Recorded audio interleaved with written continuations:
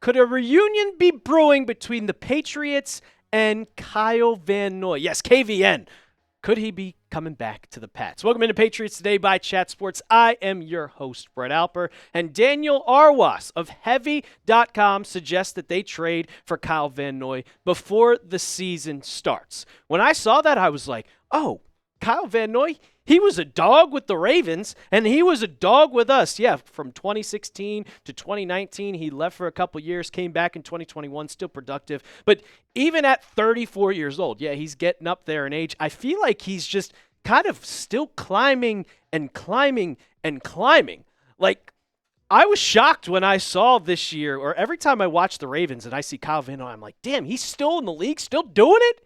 16 games played, 14 games played, 17, 16. So not only that, he's still healthy, he's still productive, 12 and a half sacks, 9 sacks. He's kind of gotten more into that edge rusher role than a linebacker role that we've seen with him in the past. And I looked at kind of his PFF grades to like, all right, do the stats match the PFF grades? 75.4, 74.2 pass rush, and 68.6 run grade, which is still solid, not the best, but it's clearly that he is a lot better at rushing the quarterback than he was in previous years, and he's kind of just getting better and better as he ages.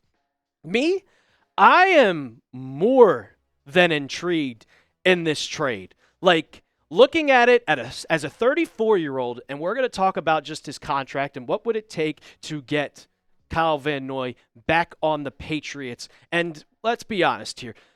There is one spot on the Patriots that still needs a little bit of work, a little bit more depth to it, and it's the edge rushers. We did a video a couple days ago talking about the PFF grades or the PFF rankings of all the linebackers. You don't need you don't need depth at linebacker because you have Robert Spillane, you have Jack Gibbons, you have Christian Ellis, and Jelani Tavai. I hope he comes back healthy. You have to be careful of that calf injury. We saw what happened to Tyrese Halliburton in the NBA Finals. But Kyle Van Noy, I would love to bring you back, and we're going to talk just about what it's going to take for him to trade and how much that I would love to trade for him. But first, I'm going for a goal.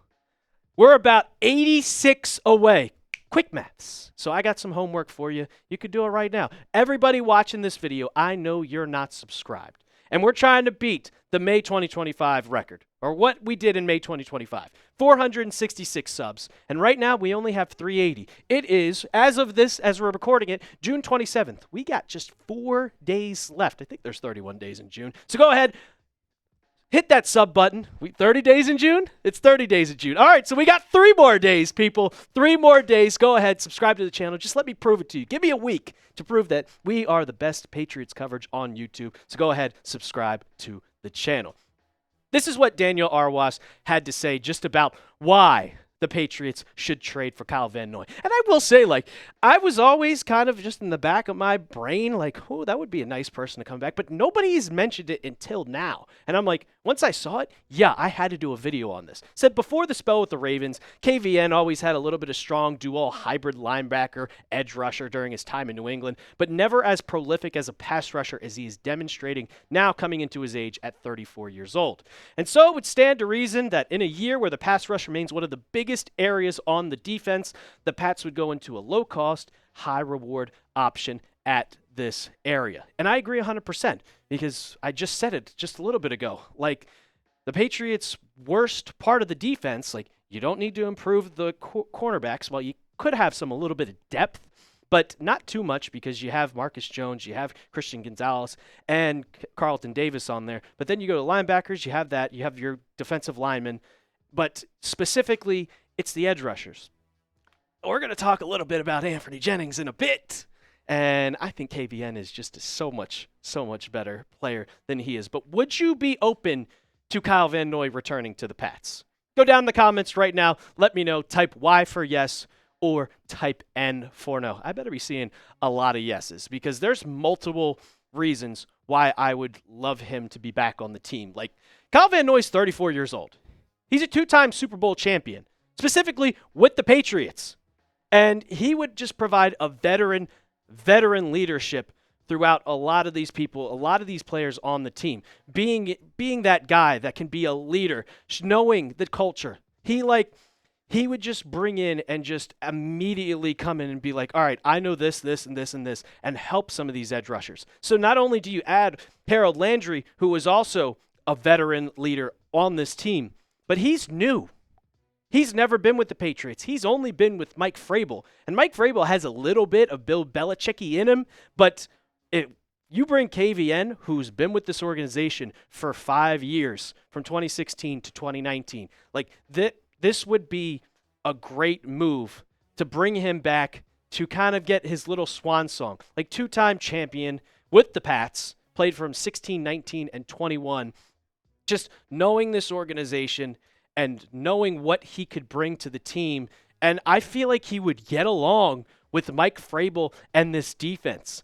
It's not like what we saw with Matthew Judon last year and Drake Maye. Like, they butted heads. And you know why? Because the culture was not there. No one cared. They did whatever the hell they wanted, and it showed up on the football field. And Anfernee Jennings, I'm sorry, brother, but I think that you would get replaced so easily. Like, imagine if KVN comes in and he gets to train Keon White, who's going into his third season. He gets to train Braden Swinson, that's going into his rookie year, and just be a veteran guy to teach them, to help them develop. Like, that would be amazing. It also just wouldn't cost much. It wouldn't cost much whatsoever. The Patriots, I have it on there, $60.7 million in cap space. And he has 1 year left on his deal. 1 year left with the Ravens. And it's only $6.1 million. So if you could go out and give a trade for Kyle Van Noy and just call up the Ravens and just said, hey, what do you want? Well, we got the cap space for it. The Patriots can go and sign anybody. Absolutely anybody with $60 million in cap space. That's why all these trade rumors are going on. Why they're the number one target to trade for Terry McLaurin. Why they're the number one target to trade for JJ or TJ Watt if it's available, or Trey Hendrickson if he's available. Because I don't really think that these trades would happen, but they have the cap space for it. And with Kyle Van Noy being only $6 million on the cap space, you would do that in an absolute heartbeat. So I came up with a little trade, and I said, Well, I actually asked our Ravens rundown host, Joey Peterson, what would he take for it? And he said probably around a fourth. He's old. We're not getting much for him. And this is what Heavy.com had. And I like this a lot.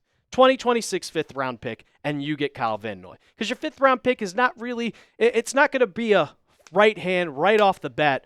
He's going to come in, be your starter. I think Kyle Van Noy would come in and be the starter. So I'll ask you guys, would you make this trade? Type T for trade or type P for pass down in the comments section right now. I'm accepting this right now. If Elliott Wolf called up, I don't know who the GM of the Ravens is anymore. I can't remember his name. It's on the tip of my tongue. But if he called Elliott Wolf right up and said, hey, you want Kyle Van Noy for a fifth round pick? Done deal. Not even have to. Not even in a heartbeat. I'm doing that in a second. The only problem is they have 90 players on their roster right now. So you have to cut somebody. You have to get rid of somebody. Or you can involve them in a trade. And that's where Anfernee Jennings comes into play. With the Mike Vrabel defense, he wants guys that can get to the quarterback. He doesn't want a run defender. And with Jennings, you're a great run defender, but you can see right there, as an edge rusher, 2.5 sacks, not a good pass rusher. And if you compare the two stats from 2024, I get Anfernee Jennings is quite young, but yeah, he had more tackles. Kyle Van Noy, 41. Same tackles for loss, way more sacks, 2 pass breakups, and a PFF grade is higher. So you put Kyle Van Noy, it's an upgrade over Anfernee Jennings, and you only have to send over a fifth-round pick. This is a complete upgrade. It helps get more depth on your edge rushing team. It helps you get just better. And I think this Patriots defense is one of the most improved. You see all these articles talking about how they're the most improved defense throughout the whole entire NFL. You get Kyle Van Noy to come back and have a swan song, it would be absolutely poetic for him to come back, have maybe 1 or 2 more years, because as an edge rusher, I don't know how much you bring as a 35, 36-year-old. But 1 season just to come back, have your little swan song, I would absolutely love it. I would love it. In a heartbeat. That's all it's going to be for Patriots, this episode of Patriots Today. Don't forget to subscribe to the channel. We are going for our sub goal of 466. Let's beat it. And if you want to keep talking Patriots on Twitter, go and follow me at The Real Alper. I'm also on Instagram. I'm posting a little bit of shorts here and there. Don't really get on there as much, but X, Twitter, I'm on there all the time. So go and hit me with a follow. And as always, let's go Pats.